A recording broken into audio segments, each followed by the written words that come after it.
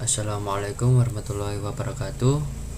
Di sini saya akan menjelaskan 12 prinsip animasi untuk memenuhi tugas dari praktikum teknik animasi. Perkenalkan, nama saya Immanuel Nugroho. Di sini saya akan menjelaskan tentang 12 prinsip animasi. Kita lanjut saja. Langsung sequence and straight. Prinsip pertama dalam animasi adalah sequence and straight, yang merupakan upaya penambahan efek luntur plastis pada objek atau figur sehingga seolah-olah memuai atau menyusut, sehingga memberikan efek gerak yang hidup. Seperti contohnya karet yang bisa memelar, kayak pipi saya yang bisa ditarik begini. Nah, itu adalah prinsip sequence and straight di animasi. Lalu kemudian ada anticipation, yaitu persiapan awalan gerak atau ancang-ancang. Jadi sebelum memulai gerakan, ada gerakan awalan sebelum fokus ke gerakan selanjutnya. Di sini ada contohnya, yaitu meloncat, yaitu dengan jongkok. Awalannya yaitu berdiri, menjongkok, antisipasinya lalu lompat. Untuk contohnya seperti awalan gerakan melempar seperti ini, kita tarik tangan ke belakang baru kita lempar, seperti itu.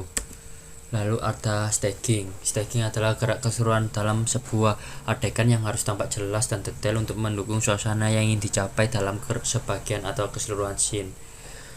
Contohnya seperti ekspresi saat orang jatuh, kita saat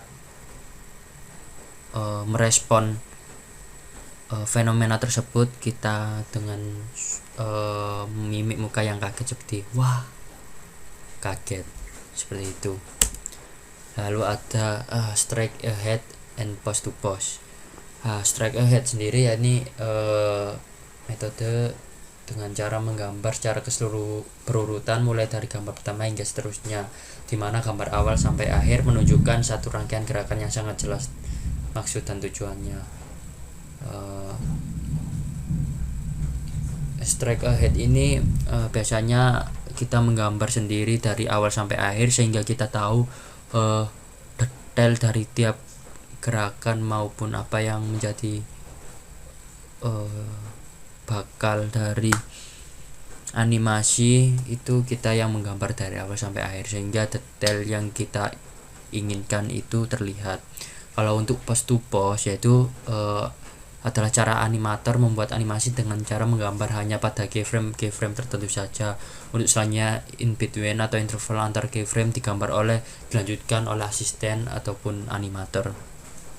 Jadi kita tidak menggambar keseluruhan, namun kita memberi seperti pola-pola yang akan menjadi gerakan lanjutan. Lah, tentu saja ini bisa menguntungkan dan merugikan. Menguntungkannya, kita tidak perlu membuang-buang waktu terlalu banyak untuk mendapatkan hasil yang cepat. Namun kita ruginya yaitu hasil terkadang tidak sesuai keinginan. Soalnya pola yang kita gambar, yang kita inginkan itu kita serahkan ke orang lain, sehingga dalam penggambaran maupun penganimasian itu setiap orang berbeda-beda pendapat, seperti itu. Lalu ada flow, stroke, and overlapping action,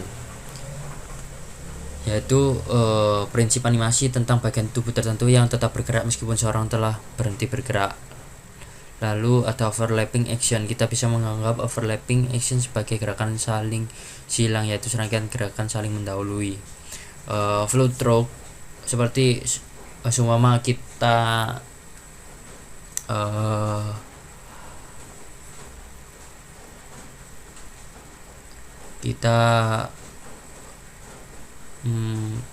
meniru adegan Superman. Kita diam seperti terbang, tapi namun ada bagian yang bergerak seperti baju yang berterbangan, seperti itu. Untuk overlapping action ini contohnya kita yaitu saat berjalan kaki, seperti tangan saya seperti ini, gerakan saling mendahului, silang menyilang.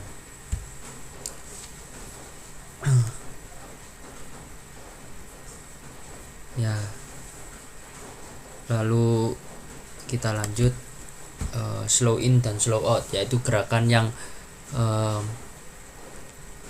memiliki percepatan dan perlambatan, seperti gambar di samping, yaitu gondal gandul, yaitu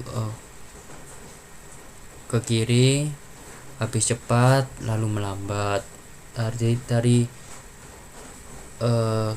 kanan yaitu percepat, melambat lalu dipercepat, seperti itu.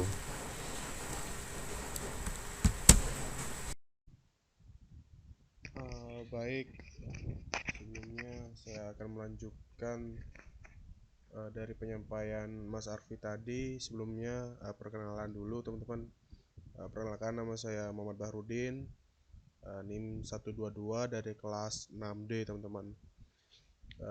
Mungkin saya akan melanjutkan dari penyampaian Mas Arfi tentang 12 prinsip animasi tadi yang saya presentasikan, ya ini arts. Prinsip arts ini berperan untuk membuat gerakan animasi teman-teman tampak lebih alami gitu, khususnya untuk gerakan manusia teman-teman, juga hewan. Jadi semua gerakan ini mengikuti sebuah kurva gitu teman, jadi bentuknya seperti ini teman-teman. Ya seperti halnya contoh gerakan kaki, tangan, terus ya bola mata, kepala dan lain-lain gitu loh. Biasanya juga prinsip ini diaplikasikan ketika membuat bibit wening teman-teman. Juga di sini ada sebuah contoh lah, sebuah contoh bahwasannya arts ini bentuknya seperti ini teman-teman. Jadi animasi yang akan bergerak yaitu eh, seorang melempar bola teman-teman. Jadi kan bola yang ke atas nih teman-teman, yang memuntai, yang membentuk kurva itu tadi gitu. Mungkin kita lanjut teman-teman. uh, kita lanjut ya, yaitu secondary action. Oke, di sini secondary action ini prinsip ke-8. Ini merupakan prinsip di mana ada gerakan sekunder yang terjadi akibat adanya gerakan utama. Juga prinsip ini sebagai pelengkap untuk memperkuat gerakan utama agar animasi tampak lebih realistis teman-teman. Realistik sama aja. Nah di sini ada contoh teman-teman, seorang kayak jalan akan tapi jalannya pelan gitu dan berjinjit gitu teman. Di gerakan ini secondary action gitu. Jadi ini adalah gerakan utama teman-teman. Gitu mungkin saya lanjut teman-teman. Nah, di sini ada timing. Timing ini tentang kita menentukan waktu kapan sebuah gerakan harus dilakukan, sementara spacing adalah tentang menentukan percepatan dan perlambatan dari bermacam-macam jenis gerak teman-teman. Jadi ini sorry tadi ini namanya timing spacing teman-teman, ya tulis timing apalah. Di sini ada timing spacing di contohnya teman-teman. Jadi ada timing dan spacing teman-teman. Nah timing teman ini menentukan waktu. Jadi ini misal di sini ini manusia gitu, dan di sini manusia, dan di sini manusia melemparkan bola ke atas terus jatuhnya bakal ke bawah, dan spacing ini menentukan percepatan. Jadi misal uh, spacing ini bisa dijadikan lah 3 detik sini kan, tapi bisa dari timing tersebut untuk cuma 1 detik saja, seperti itu teman-teman. Jadi gunanya spacing ini untuk mempercepat atau memperlambat timing tersebut, teman-teman. Mungkin bisa dilanjut. Ini Apple, teman-teman, Apple ya gini lah. Ini keseluruhan look atau gaya visual dalam animasi mengarah pada prinsip IPAL, apil atau apa. Apil ini ialah tentang bagaimana jika membuat karakter, teman-teman, jika menjadi menarik dan tidak selalu harus lucu, juga seperti yang kebanyakan orang pikirkan sih. Ya contohnya ini, teman-teman, ya mungkin dari Doraemon ini lucu, terus dari Ninja Hattori ini biasa saja, untuk SpongeBob apa namanya, terlalu monoton, dan untuk Jarwo ini ya biasa aja gitu. Jadi tidak harus lucu gitu, teman-teman, tetapi di sini menentukan mengarah bagaimana karakter itu menjadi menarik gitu. Gak harus lucu tapi menarik gitu, tentang inilah anggapannya dia marah gitu, serem, tapi akan tetapi dia menarik. Kenapa? Di kantongnya Doraemon saja sudah menarik, teman-teman. Biasanya Doraemon ini bisa mengeluarkan barang-barang yang emang di stok dia dalam kantongnya, padahal kantongnya sendiri itu kecil gitu, teman-teman. Nah, mungkin bisa saya lanjut, teman-teman. Dan di sini exaggeration ini merupakan upaya dramatisir, teman-teman, animasi dalam bentuk rekayasa gambar bersifat hyperbolis, dibuat sedemikian rupa sehingga terlihat seperti bentuk ekstremitas atau ekstrim lah, ekstrim ekspresi gitu bisa disebut juga. Biasanya digunakan untuk keperluan komedi. Jadi di sini, teman-teman, langsung aja ke contoh ya. Di contoh ini ada kayak kata, teman-teman. Nah, kata ini bentuknya kata kan pertama. Nah, di sini ada ekspresi dari kata tersebut yang emang ekstrim banget, teman-teman. Ya gimana mulutnya kata ini besar sekali gitu, teman-teman. Padahal untuk realistisnya kata ini ya segitu-segitu aja gitu, dari badan postur badannya untuk membuka mulutnya itu standar aja gitu, kecil gitu, daripada yang ekspresi kedua ini atau ekspresi ekstrim gitu. Nah, ini bisa apa ya, teman, emang ekstrim gitu, akan tetapi inilah daya tarik untuk dari suatu animasi, teman-teman. Nah, mungkin bisa saya lanjut, teman-teman. Nah, sini ada solid drawing. Seorang animator harus memiliki kepekaan. Jadi teman-teman nih, jadi seorang animator, jadi seorang apa ya, visual gitu, jadi harus memiliki kepekaan terhadap otonomi atau komposisi gitu.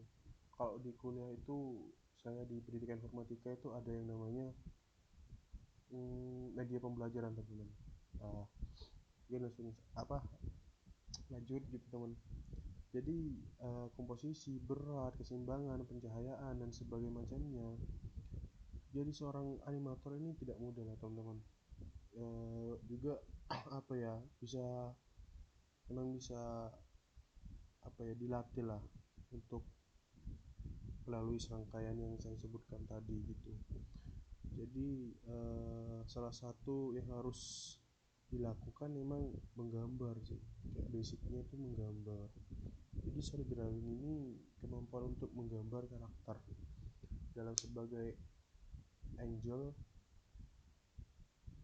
sih ya, dari beberapa sisi lah, sehingga karakter tersebut terlihat bervolume dan konsisten, teman-teman.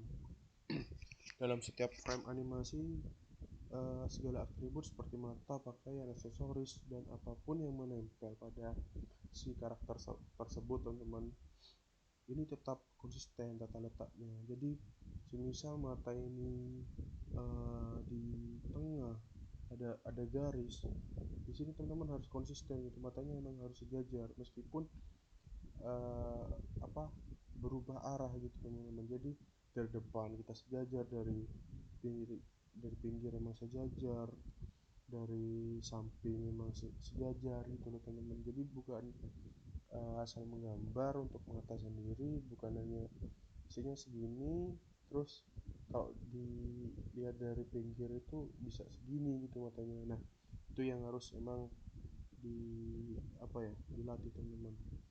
Mungkin saya lanjut teman-teman. Eh, Terima kasih untuk penyampaian teman-teman, ternyata udah selesai. Saya juga kasihkan mungkin saya akhiri teman-teman penjelasan dari saya dan Mas Arfi tadi untuk 12 prinsip animasi. Sebelumnya saya minta maaf apabila ada kata-kata yang tidak pantas, saya mohon maaf sebanyak mungkin. Saya akhiri. Wassalamualaikum warahmatullahi wabarakatuh.